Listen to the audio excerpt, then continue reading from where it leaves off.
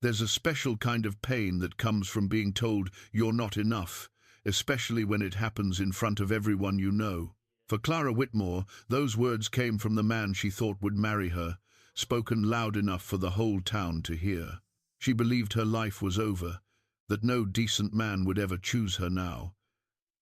Then a quiet mountain man named Joseph Hart rode into town and married her without hesitation. Everyone thought he was either desperate or foolish.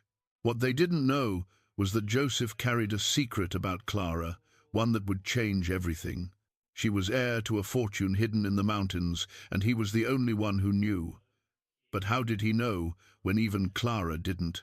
Before we jump back in, tell us where you're tuning in from, and if this story touches you, make sure you're subscribed, because tomorrow I've saved something extra special for you.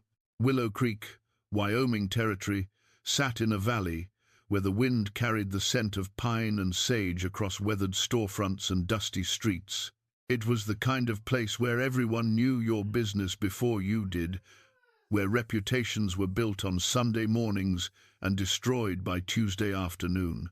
Clara Whitmore had lived there all her 24 years, and she'd always understood her place in the careful hierarchy of frontier life, respectable enough to be included, plain enough to be overlooked, poor enough to be pitied.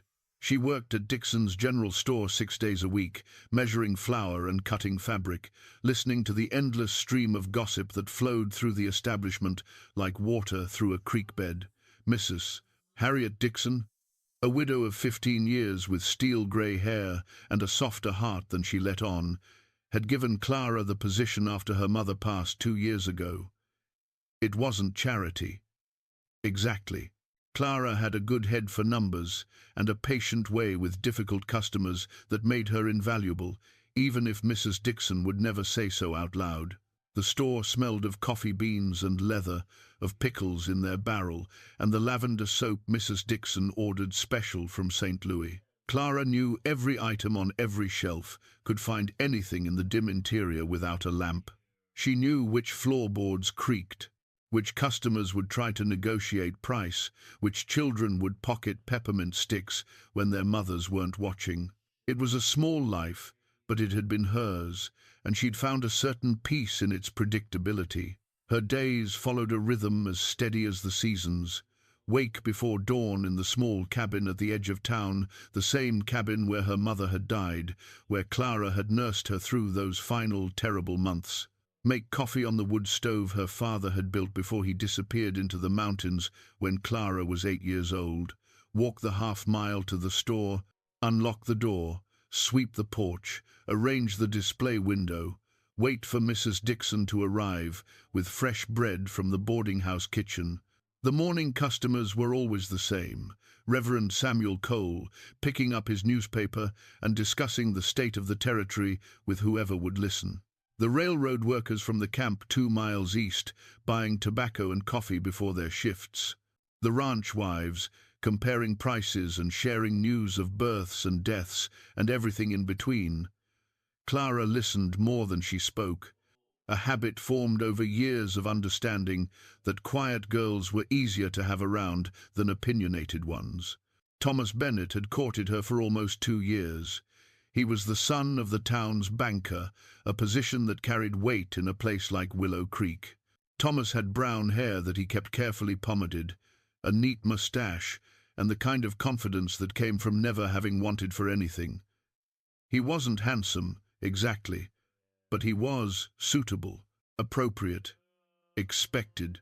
Clara had accepted his attentions because it seemed like the natural progression of things. He would call on Sunday afternoons, sitting in her small front room and talking about his work at the bank, about his father's plans to expand their lending operations, about the house he would inherit someday on the better side of town. She would serve tea and listen and nod at the right moments. He never asked much about her thoughts or her dreams, but she'd convinced herself that was normal. That marriage was about partnership and security, not passion or deep understanding.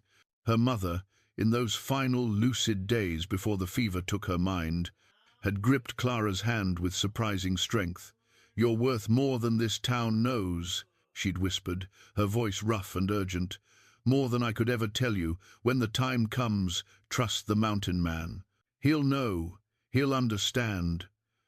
Clara had dismissed it as fever dreams, the wandering thoughts of a dying woman. Her mother had always been a bit different, her manners too refined for a frontier widow, her speech too educated, her possessions too fine for someone supposedly born to hardship.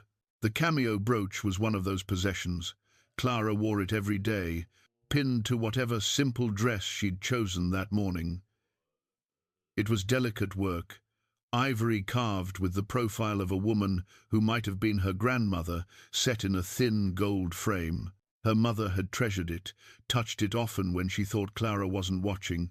"This was my mother's," she'd said once, "and someday it will mean more to you than you can imagine." Clara hadn't understood then. She still didn't, not really. But she wore it faithfully. This small link to a past her mother had never fully explained.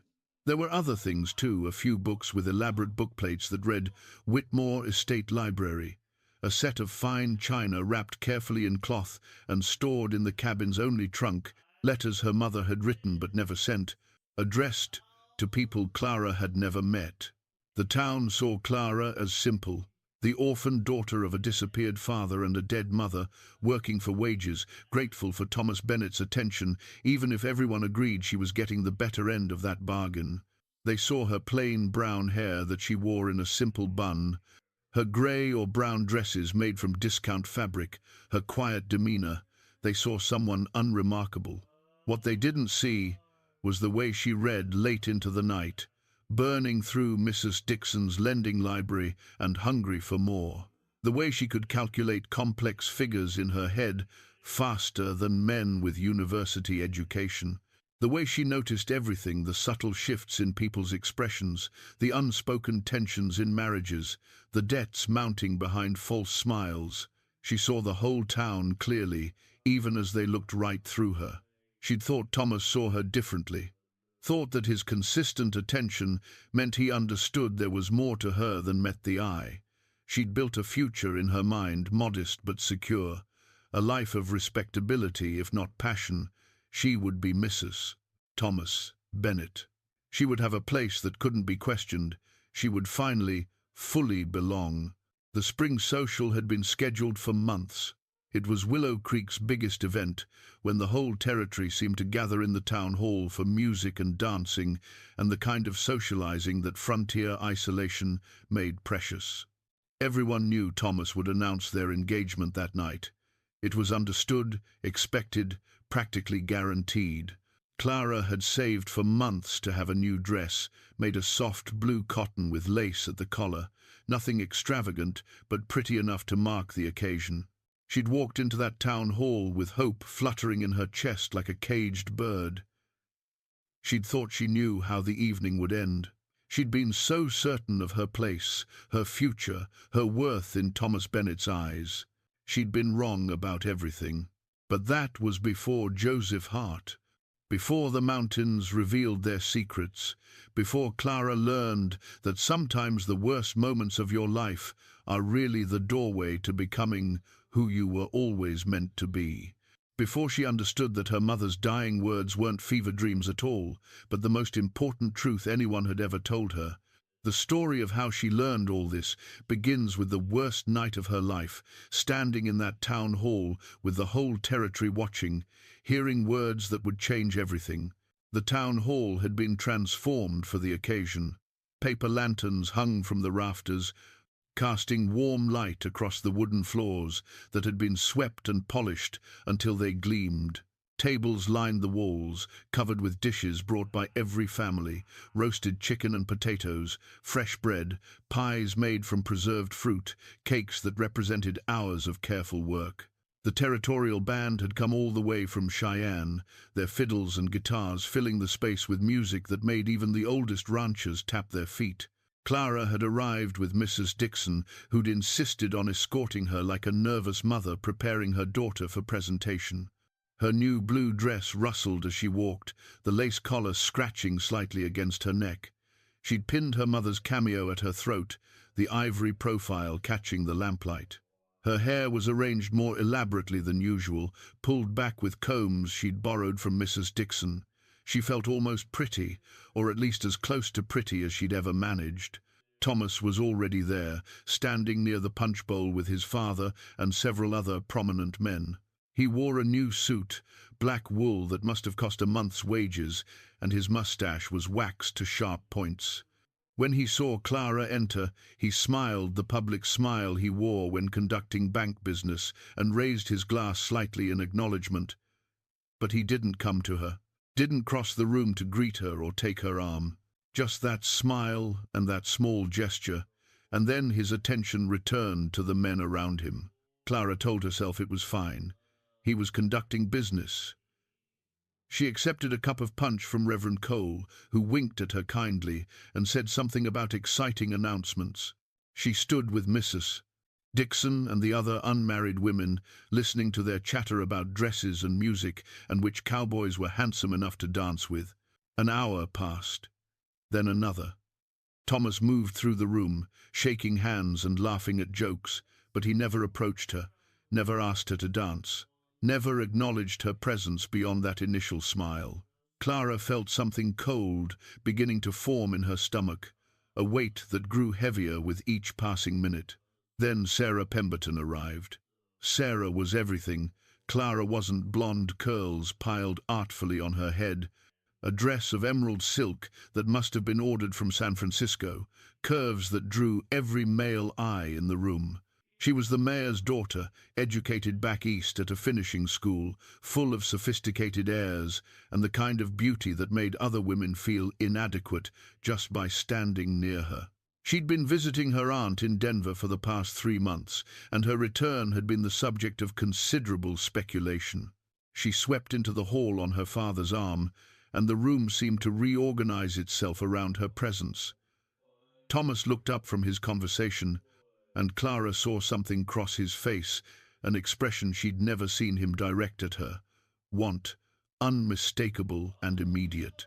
Sarah smiled at the room, at the attention, and her eyes found Thomas with the precision of a hawk spotting prey. She said something to her father, who nodded indulgently, and then she was moving toward the punch bowl, toward Thomas, her silk dress shimmering in the lamplight like water. Clara watched Thomas straighten his jacket, watched him abandon the conversation he'd been having, watched him meet Sarah halfway across the floor.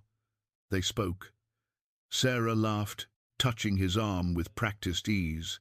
Thomas leaned in, saying something that made her laugh again.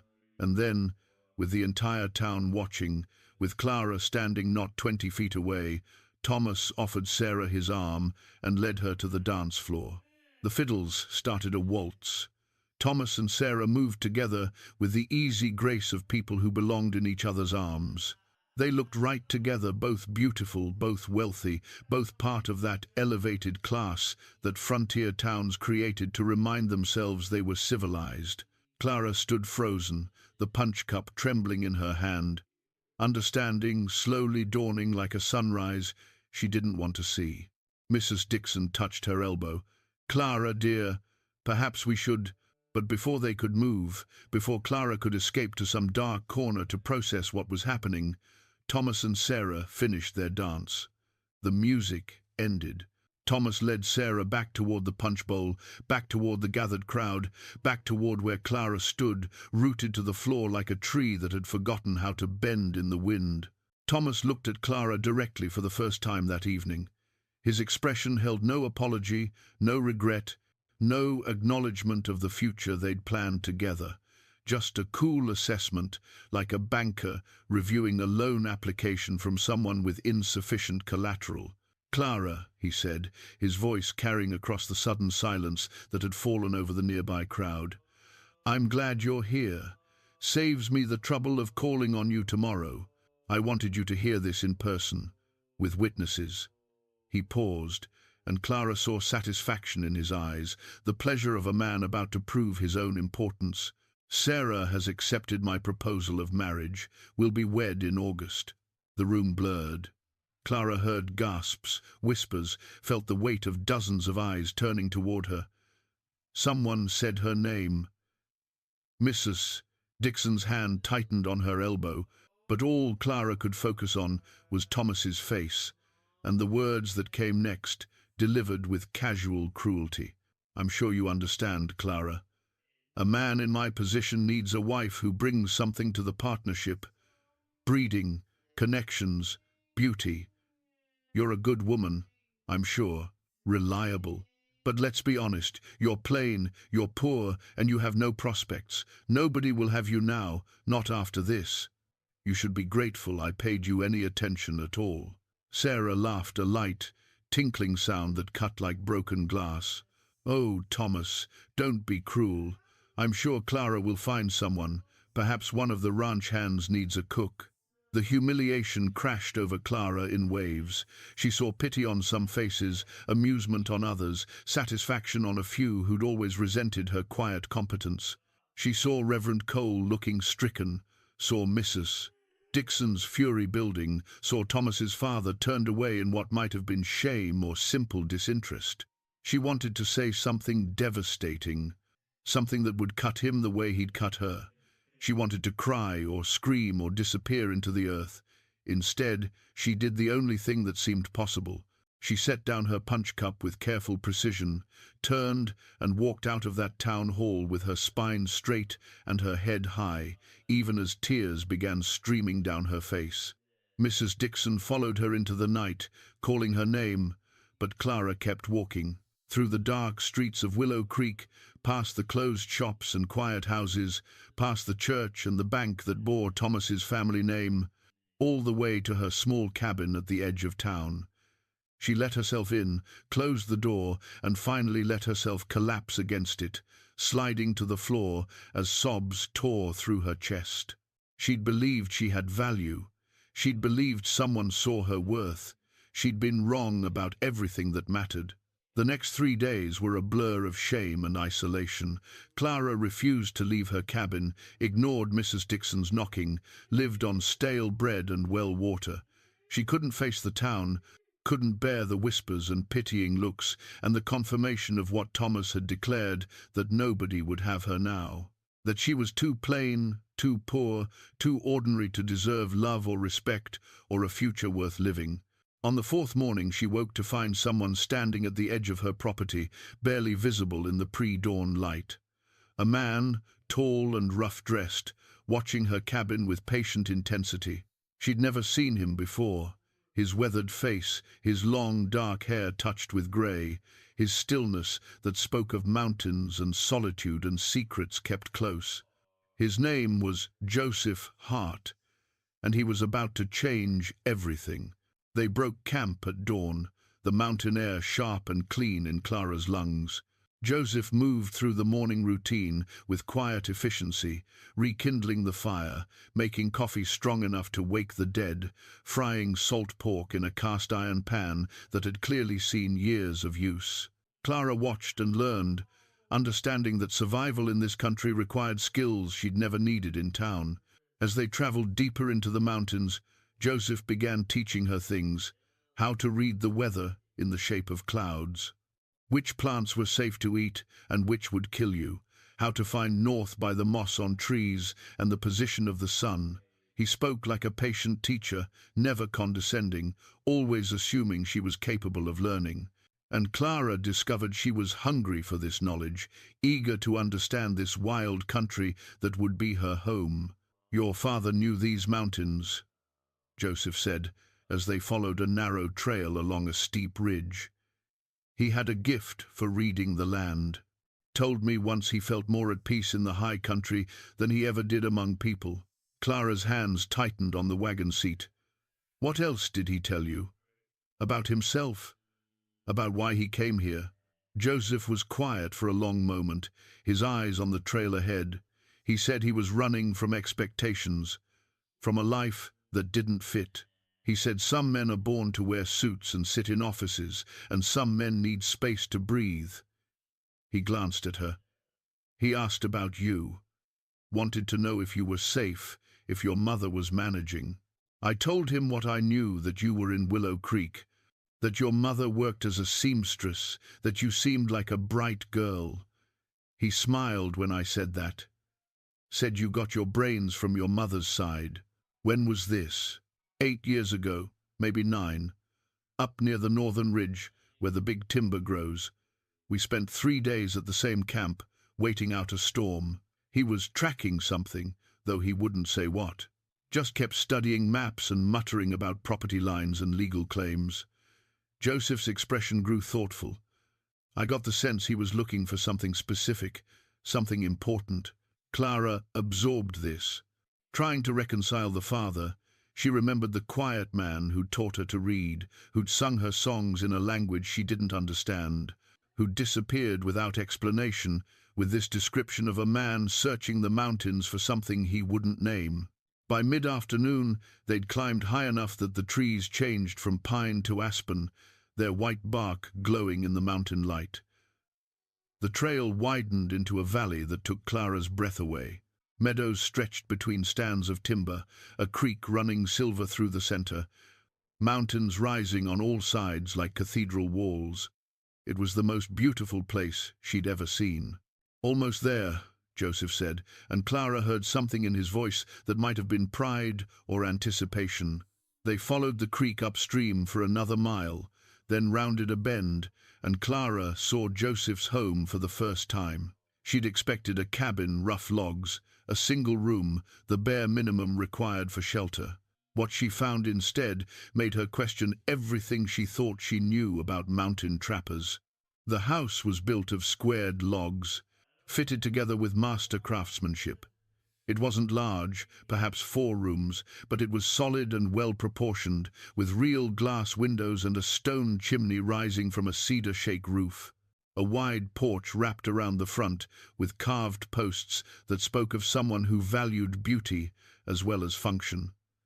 Outbuildings stood nearby, a barn, a smokehouse, a root cellar built into the hillside. Everything was well maintained, carefully arranged, the work of someone who planned to stay. Joseph helped Clara down from the wagon, watching her face as she took it all in. "It's more than you expected," he said. And it wasn't quite a question. "Much more," Clara admitted. "Joseph, this is a real homestead. This is—" She stopped, not wanting to offend him by sounding too surprised. "Come inside," he said simply. The interior took her breath away for a second time. The main room was spacious, with a large stone fireplace and furniture that, while simple, was beautifully made. But what stopped Clara in her tracks was what she saw covered in dust sheets, a dining table of polished oak, chairs with carved backs, a sideboard that would have looked at home in any fine house back east. Through a doorway, she glimpsed a real bed with a carved headboard, covered in cloth, but unmistakably quality furniture. "I don't understand," Clara said slowly, turning to look at Joseph. "You're a trapper. How do you have—" She gestured at the house, the furniture, the evidence of wealth that contradicted everything he'd told her about himself. Joseph removed his hat, running a hand through his hair in what seemed like nervousness. Around his neck, Clara noticed for the first time, he wore something on a leather cord, an old iron key, dark with age. "I told you I wasn't poor," he said carefully. "And I told you the truth. I am a trapper. And I do live simply, but I didn't tell you everything. Couldn't, not until I was sure." He met her eyes directly. "I value good craftsmanship, and I value being prepared for possibilities I didn't think would happen." Clara walked slowly around the room, lifting dust sheets to reveal more evidence of quality and care. A bookshelf filled with leather-bound volumes, a writing desk with brass fittings, dishes of fine china wrapped carefully in cloth. None of it matched the rough mountain man who'd proposed marriage on her porch. "Who are you, really?" she asked, turning to face him. "Not the story you told me. The truth." Joseph set his hat down on a bench near the door. "I'm exactly who I said I was, a man who lives in these mountains, a man who values honest work and his own company. But I'm also—" He paused, seeming to weigh his words carefully. "I'm also a man who was hired to watch over something, to keep it safe until the rightful owner could be found." "What are you talking about?"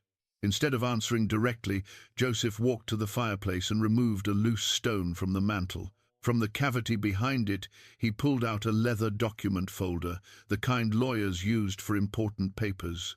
He held it for a moment, his expression conflicted, then handed it to Clara. "Your mother knew," he said quietly. "In her last days, she knew. That's why she told you to trust the mountain man, because she knew I'd been looking for you, that I'd find you eventually. That when the time was right, I'd tell you the truth." Clara's hands trembled as she opened the folder. Inside were documents, deeds, surveys, legal papers, covered in dense text and official seals. And at the top of the first document, in formal script, she read, "Property of the Whitmore estate. To be held in trust for Clara Whitmore, sole surviving heir, upon proof of identity and majority."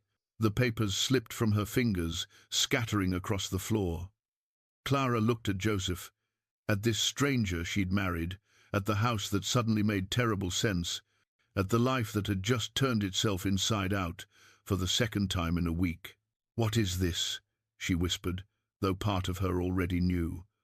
Already understood why her mother had died with secrets on her lips, why her father had disappeared into these mountains, why Joseph had appeared in Willow Creek at exactly the right moment. "It's your inheritance," Joseph said simply, "and I've been waiting 8 years to give it to you." Clara sat at the oak table, her table, apparently while Joseph made tea with the careful movements of a man trying not to spook a wounded animal. The scattered documents lay between them like accusation or explanation, she wasn't sure which. Her mind raced, trying to make sense of what she'd just learned, trying to reconcile the life she'd known with this impossible truth. "Start at the beginning," she said finally, her voice steadier than she felt. "No more partial truths, no more careful omissions. Everything." Joseph set a cup of tea in front of her and sat down across the table. He looked older suddenly, worn down by the weight of secrets kept too long. "Your grandfather was Charles Whitmore," he began. "He came to the territory 40 years ago and built an empire, timber, mining, land holdings, made himself rich 3 times over. He had 2 sons. Your uncle, also named Charles, was the eldest. Your father, Nathaniel, was younger by 10 years. My father never mentioned any of this, because he hated it, the business, the money, the way his father operated. Charles Whitmore the elder was a hard man, ruthless in his dealings, cruel to his workers, obsessed with profit above all else. Nathaniel couldn't stomach it.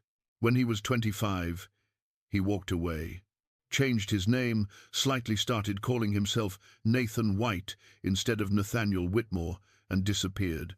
Clara felt tears threatening but held them back. And my mother, your mother, was Elizabeth Thornton, daughter of a Boston lawyer.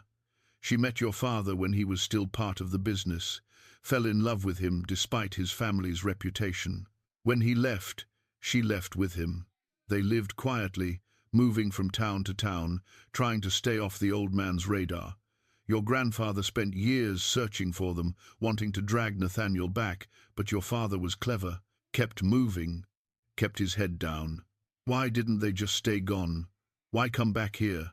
Joseph's expression darkened. "Because Charles the Elder died 12 years ago and your uncle inherited everything. Your uncle tried to find your father, to reconcile, but by then your parents were settled in Willow Creek and your father didn't want to be found. 3 years later, your uncle died suddenly, thrown from a horse, and left no children, no wife, no direct heirs." He leaned forward. "The estate lawyers started searching for surviving family. They found records of Nathaniel's marriage, found your mother's family in Boston, followed the trail west. By the time they tracked your parents down, your father was already gone, disappeared into these mountains 8 years ago, looking for something. For what? For this." Joseph gestured around them. "Your grandfather had a secondary property, a mountain retreat he kept separate from the main estate. Your father knew about it, thought if he could find it and prove the ownership, he could claim it for you, give you something that wasn't tainted by his father's cruelty. He spent years searching these mountains. Did he find it? He did. Found this house, found the original deed, found proof of ownership, but he never made it back to Willow Creek. I don't know what happened to him, whether he got lost, fell, decided to keep running. I helped him search the last few weeks, and then one morning he was just gone. Left me a letter asking me to watch over the property, to find his daughter if anything happened to him, to make sure you got what was rightfully yours. Clara stood abruptly, needing to move, to process. She walked to the window and looked out at the valley, at the mountains beyond. And the main estate, the timber mills and mines and all of it, that's still in legal trust, being managed by lawyers. But Clara, Joseph's voice made her turn back, it's worth more than this town has seen in its entire existence. The lawyers estimate over $100,000 in land and holdings, and it's all yours. You're the sole surviving heir of the Whitmore fortune. The number was so large it became meaningless. Clara couldn't imagine that much money, couldn't reconcile it with the woman who'd measured out flour and cut fabric for wages. Why didn't they find me? The lawyers? They did. 8 months ago. Sent letters to your mother, who was dying by then. She wrote back, confirmed your identity, but asked them to wait. She wanted you settled, wanted you safe, before they revealed everything. She named me as the trustee, who could verify your identity and prepare you for the inheritance. Joseph pulled a folded letter from his pocket, worn thin from handling. This is what she wrote. Read it. Clara took the letter with shaking hands. Her mother's handwriting, those familiar loops and flourishes, covered both sides of the paper. As she read, tears finally spilled over. The letter explained everything, the family history, the reasons for hiding, the fear that the Whitmore name would bring more harm than good. Her mother's final wish was for Clara to find someone trustworthy before learning about the money, someone who would value her for herself rather than her inheritance. If Joseph Hart finds you, her mother had written, trust him. He was your father's only friend in those final days. He is honorable beyond measure. And if he offers to help you, accept it. Clara set the letter down carefully, her mind reeling. You knew all this when you proposed to me. You knew I was rich, that I'd inherit. I knew, and you married me anyway. Why? The lawyers could have told me. I could have managed the estate myself, hired help, found my own way. Joseph met her eyes steadily. Because your mother asked me to protect you. Because I promised your father I'd watch over his daughter. Because... He stopped, choosing his words carefully. Because in 6 months of watching you in that town, I saw a woman of strength and grace who deserved better than how she was treated. The inheritance was secondary. You were the point. Clara didn't know whether to laugh or cry or rage at the complicated web of secrets and good intentions that had brought her here. Instead, she asked the only question that mattered. Is any of this real, Joseph, or am I just an obligation you've fulfilled? He stood slowly, crossing the room until he stood before her. Every word I spoke to you was true. I do need a partner. I do value honesty. I did want a wife I could respect. He reached out carefully, giving her time to pull away, and touched her hand gently. The inheritance complicates things, I know. But it doesn't change the fact that I chose you, Clara. Money or no money, estate or no estate, I chose you.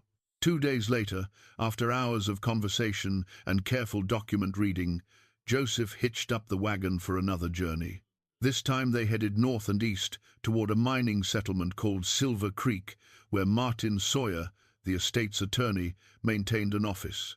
Clara wore one of the dresses they'd found in the house, fine wool in deep blue, tailored to fit a woman of her size with eerie precision.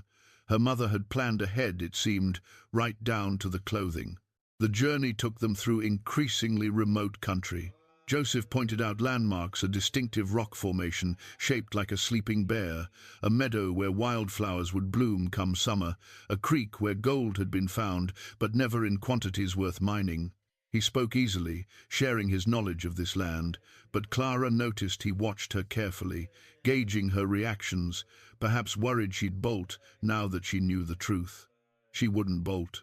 She'd spent the past 2 days absorbing the impossible truth of her situation, reading through documents until her eyes ached, trying to understand the magnitude of what she'd inherited. And through it all, Joseph had been patient, answering questions, explaining legal terminology, never pushing, never presuming. If anything, he'd become more formal, more careful, as if the revelation of her wealth had created a distance between them that hadn't existed before. Silver Creek was larger than Willow Creek, rougher around the edges, a place where miners and loggers came to spend their wages on whiskey and entertainment. The attorney's office sat on the respectable end of the main street, a wooden building with a painted sign reading, "Sawyer and Associates, Legal Services." Martin Sawyer himself was a surprise. Clara had expected someone old, severe, dressed in black like an undertaker. Instead, the man who greeted them was perhaps 50, with iron-grey hair and kind eyes behind wire-rimmed spectacles. He shook Joseph's hand warmly, then turned to Clara with an expression of such relief that she almost smiled despite her nervousness.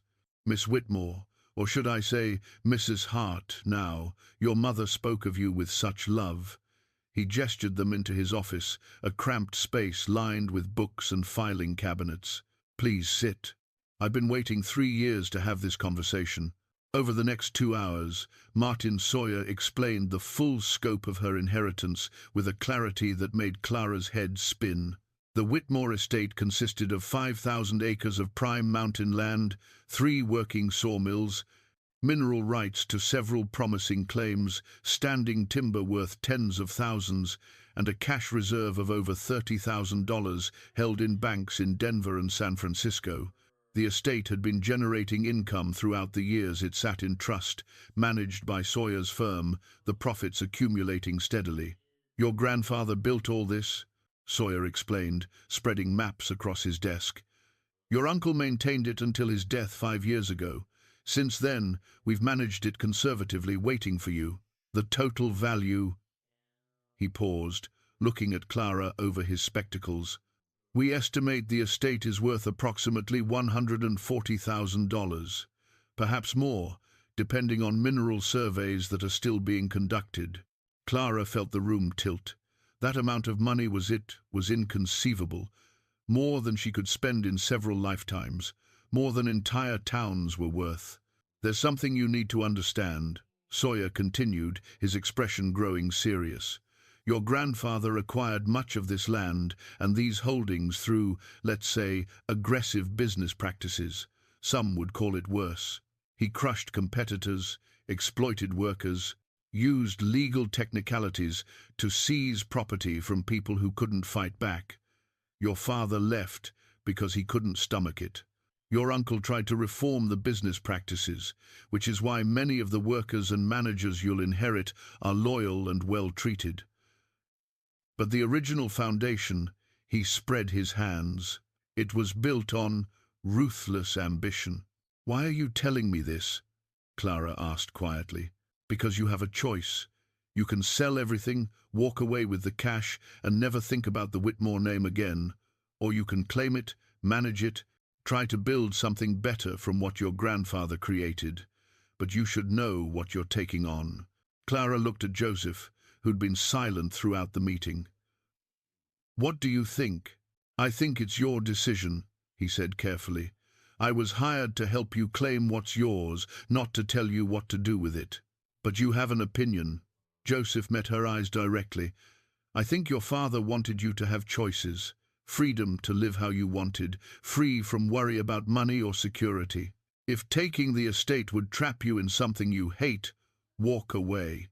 If you see possibility in it, good you could do, wrong you could right, then consider staying." He smiled slightly.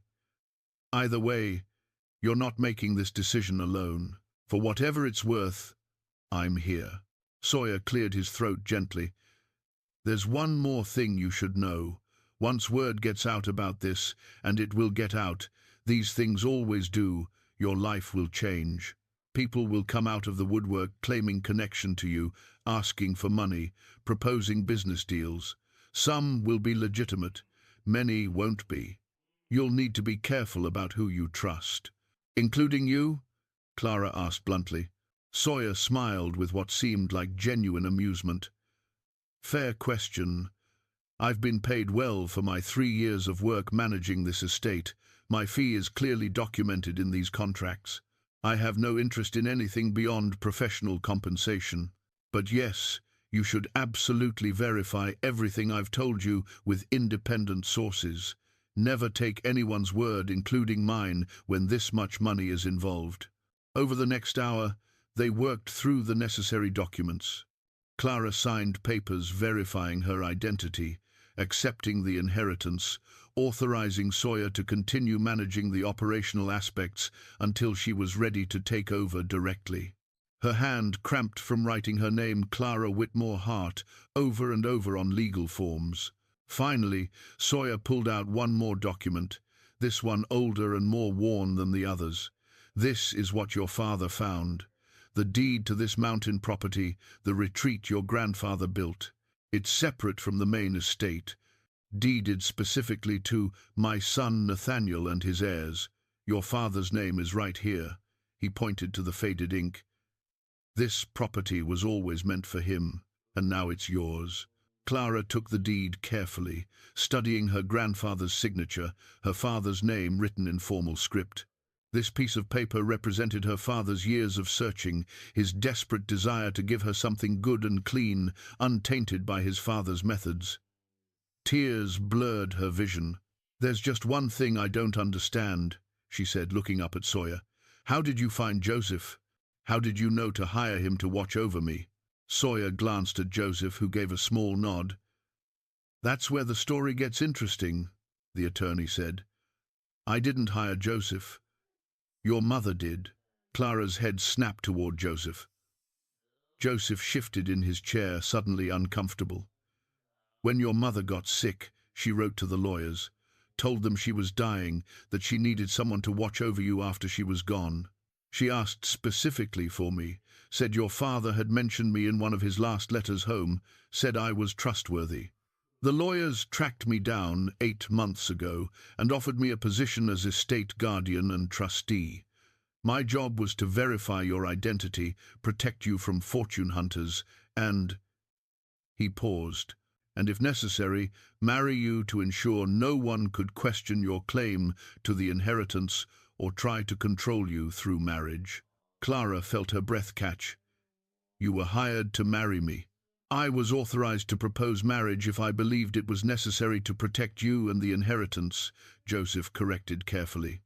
The decision to actually do it, and when, was left to my discretion.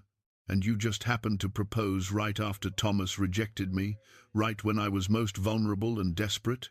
Joseph's jaw tightened. I'd been in Willow Creek for 6 months, watching you, making sure you were who the lawyers thought you were, waiting for the right time to approach you. When Thomas humiliated you at that dance, when I saw how the town turned on you, he stopped, his hands clenched on his knees. I saw an opportunity, yes, a moment when you'd be open to leaving. But Clara, I could have approached you a dozen different ways, could have told you about the inheritance first, let you make decisions from a position of power. I chose to propose as myself, as Joseph Hart the trapper, because I wanted... He stopped again, struggling with words. I wanted you to choose me without knowing about the money. Wanted to know if we could build something real before all this complicated it. But it's all built on lies, Clara said, her voice breaking. Everything. The marriage, the proposal. Coming here, it's all because you were paid to protect me. The lawyers paid me to find you, verify your identity, and protect the inheritance, Joseph said quietly. Everything else proposing to you, hoping you'd say yes, wanting to build a life together that was just me. Being selfish, wanting something I had no right to want. Sawyer stood, clearly uncomfortable with the personal nature the conversation had taken. "I'll give you two some privacy. Clara, you have my authorization to access estate funds immediately. I'll have documents drawn up for whatever you need, investment in property, business ventures, charitable donations, whatever you decide. Take your time. There's no rush." After he left, Clara and Joseph sat in silence. The office suddenly felt too small, the air too thick.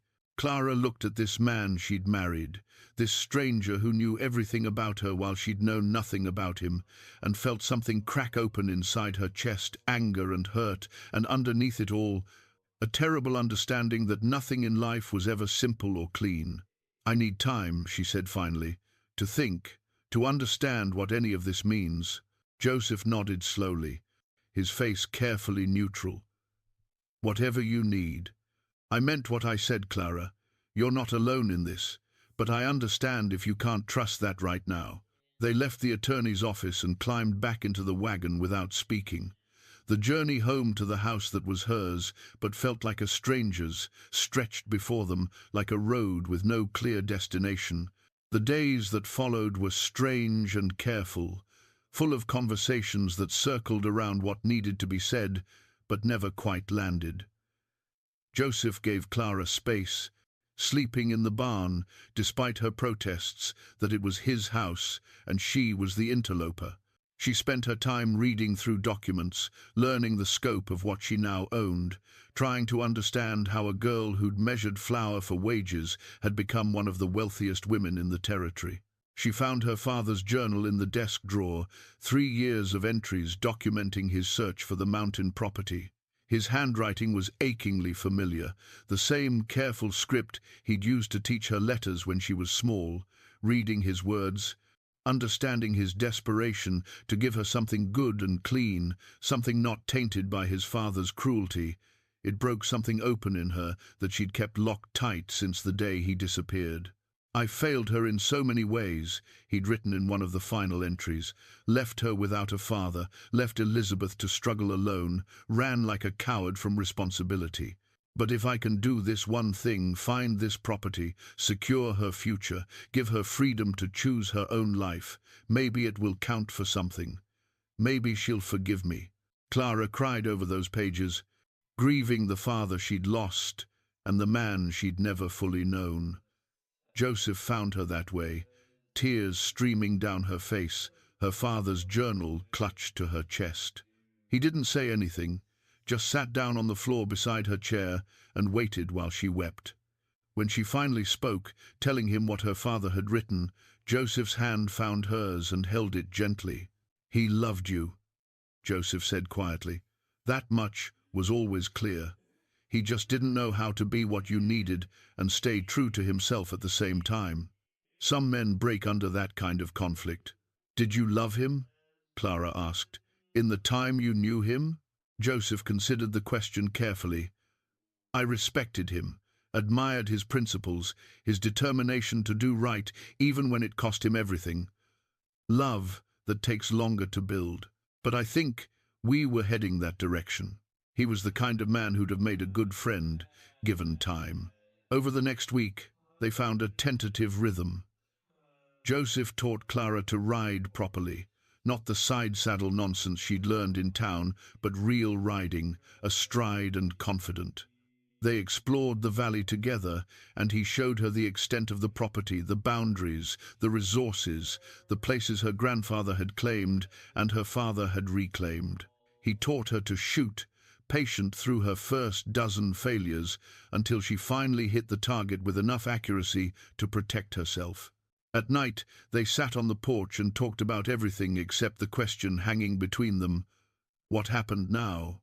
Joseph told her stories about his years in the mountains, about trappers he'd known and winters he'd survived, about the silence that could be either peaceful or maddening depending on your state of mind.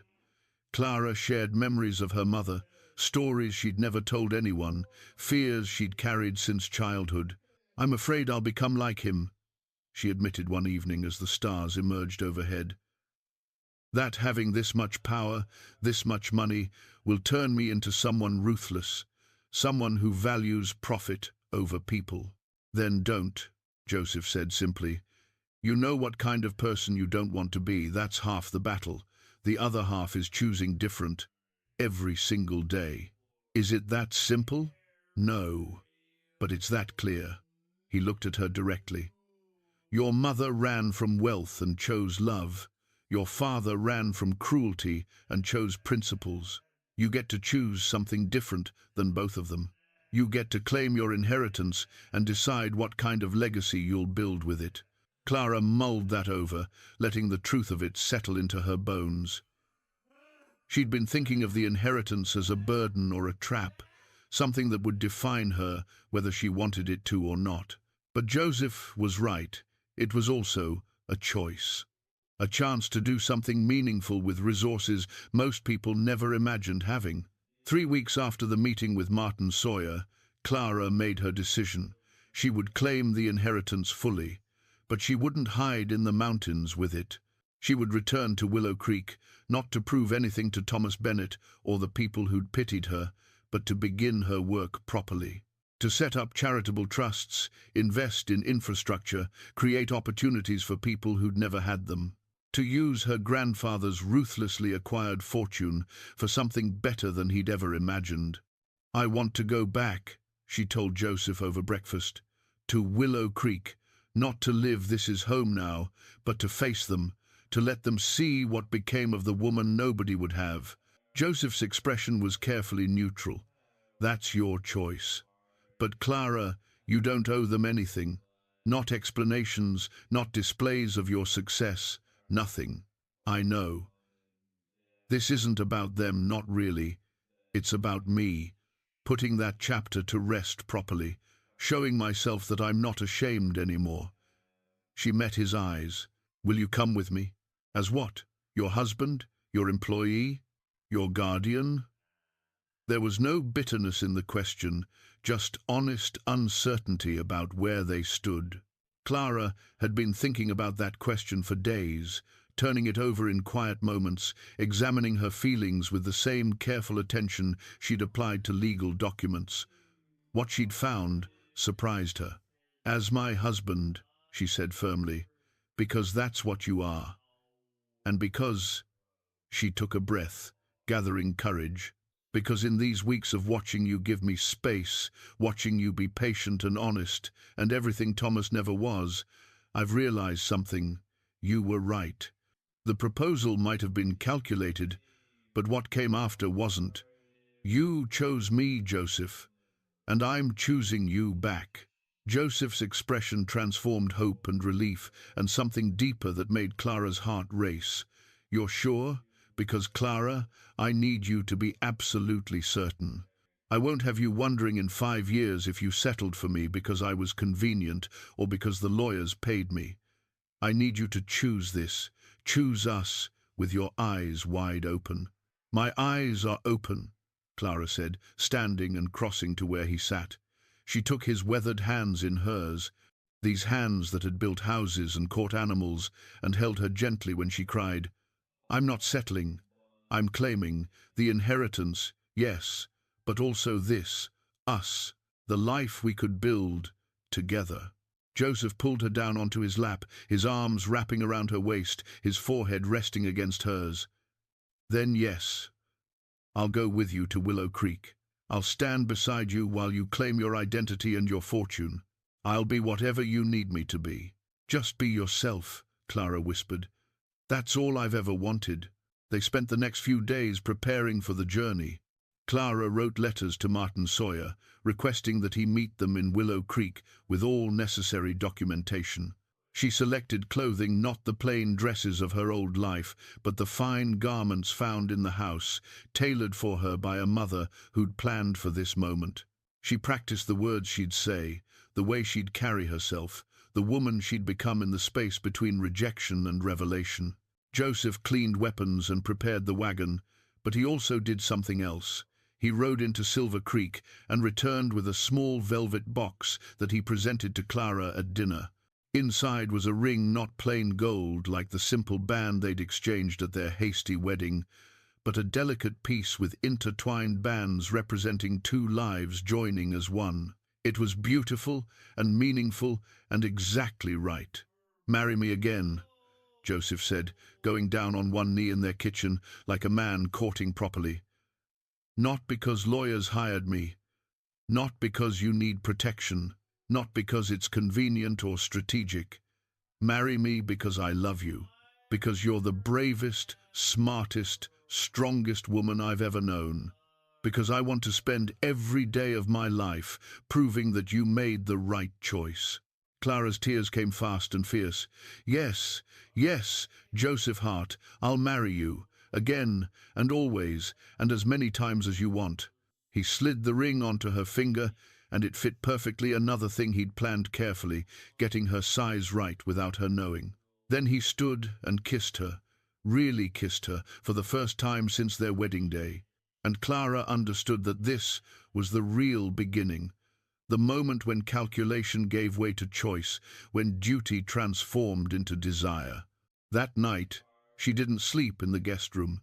She moved into the master bedroom, into the carved bed her mother had ensured was waiting, and Joseph held her through the darkness like a promise made solid. They didn't rush, there was time now, all the time in the world, but they lay tangled together, learning each other's breath and heartbeat, speaking in whispers about the future they'd build.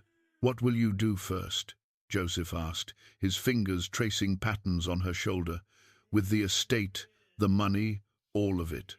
Clara had thought about this, made lists in her mind during long days of planning.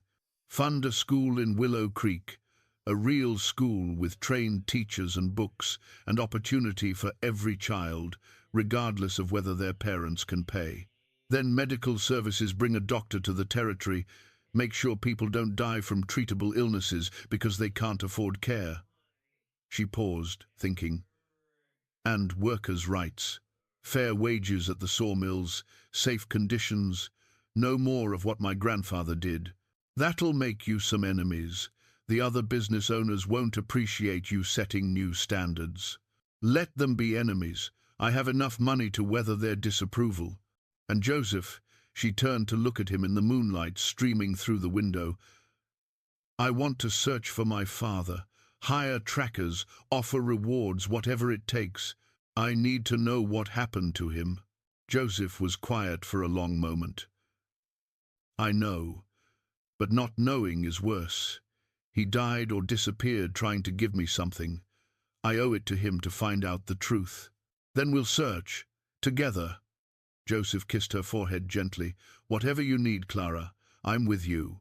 They fell asleep that way, wrapped in each other and in plans for a future neither had expected, but both had chosen. And when morning came, they packed the wagon with fine clothes and legal documents, and the quiet confidence of two people who knew exactly who they were and what they were worth, both separately and together. Willow Creek was waiting. Thomas Bennett was waiting. The whole territory would soon know the truth about Clara Whitmore Hart and the fortune she commanded. But none of that mattered as much as the simple fact that she was heading back not as a victim seeking vindication, but as a woman who'd found her strength in the space between loss and love. Thomas's face flushed red with humiliation and anger. You can't just, Clara, be reasonable. We had an understanding. I made a mistake, I'll admit that. But surely you can see that you and we make sense.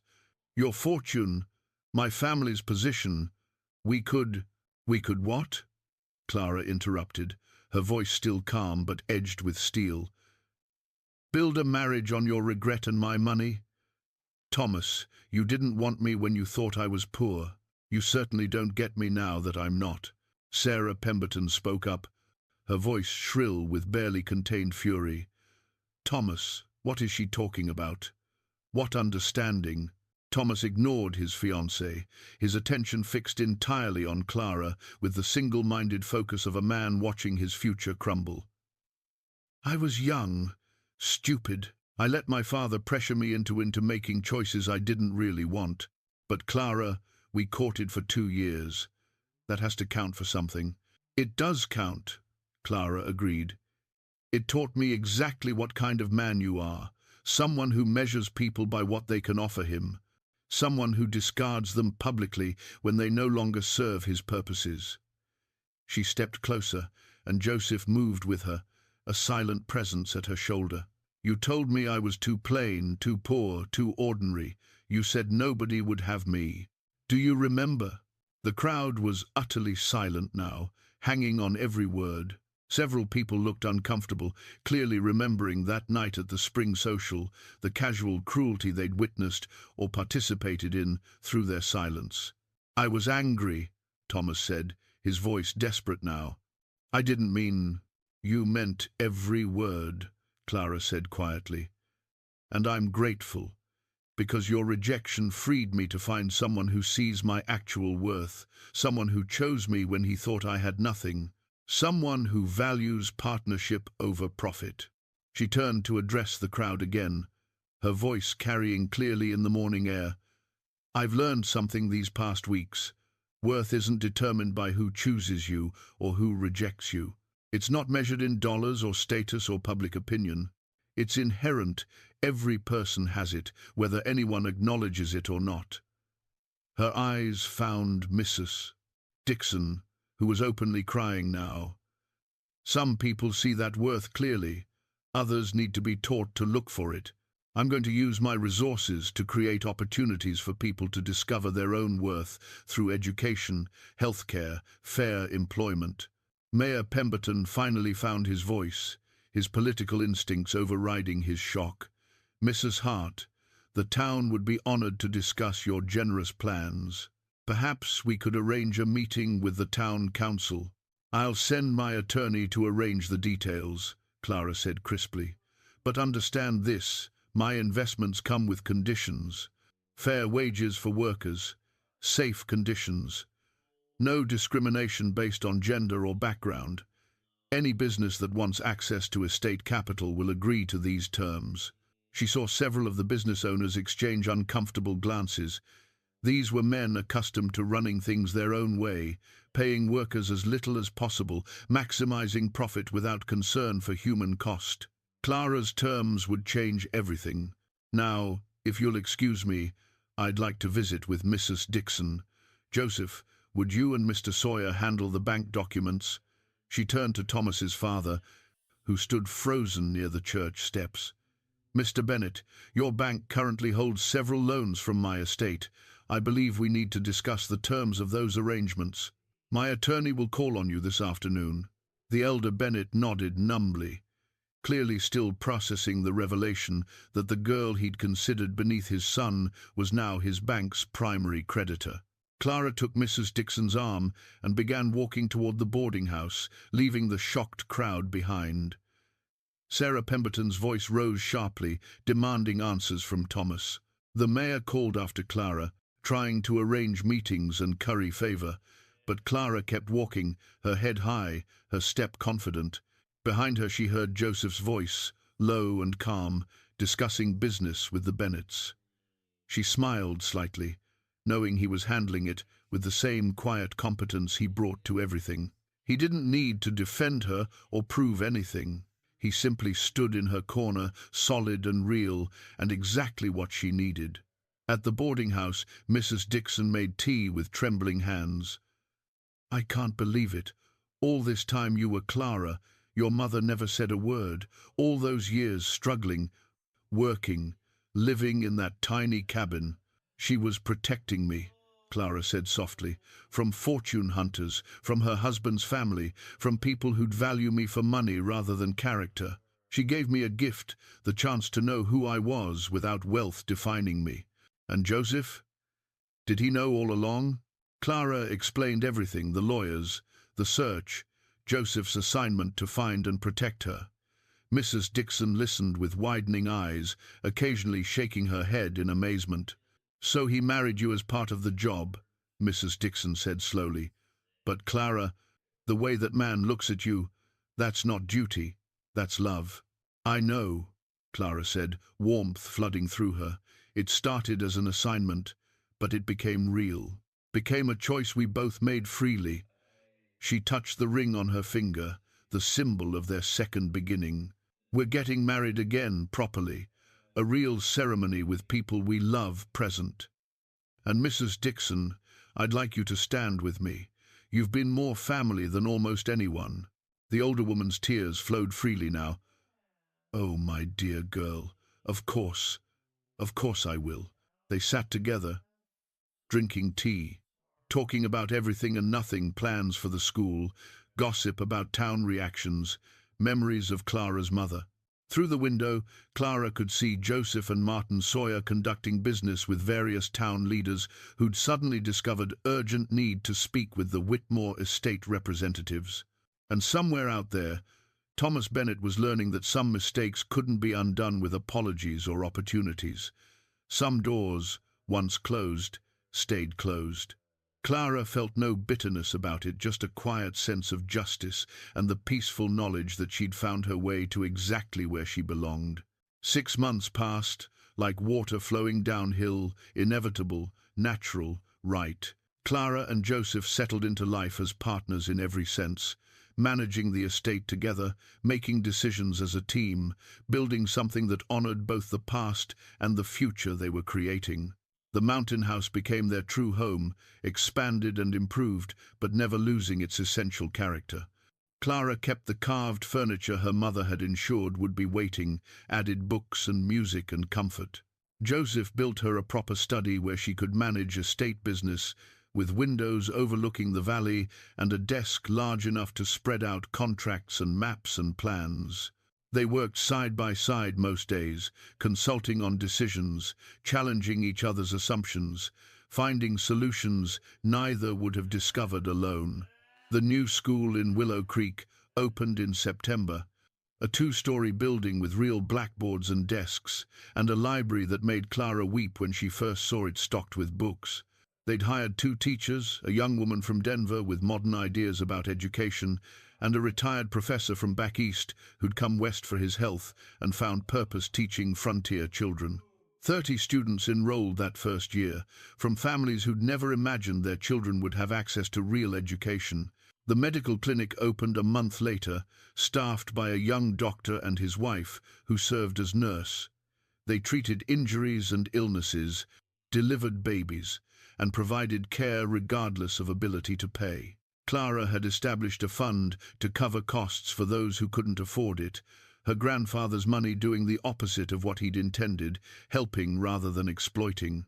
The sawmills operated under new management with new rules, fair wages, 8-hour days, safety equipment, days off.